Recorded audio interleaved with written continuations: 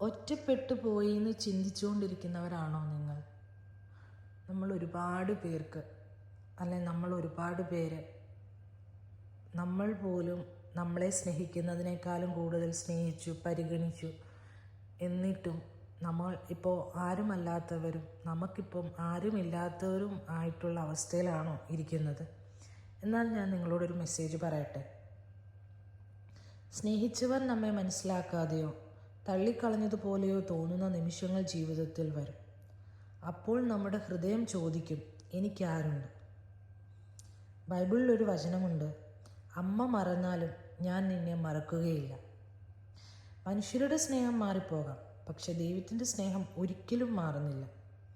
നിങ്ങൾ ഒറ്റയ്ക്ക് കരഞ്ഞ രാത്രികൾ ദൈവം കണ്ടിട്ടുണ്ട്.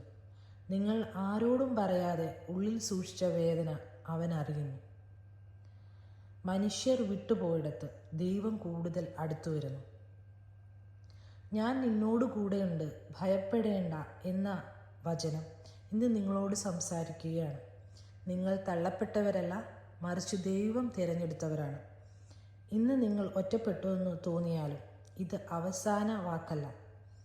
ദൈവത്തിൻ്റെ കൈകളിൽ നിങ്ങളുടെ നാളെയുണ്ട്.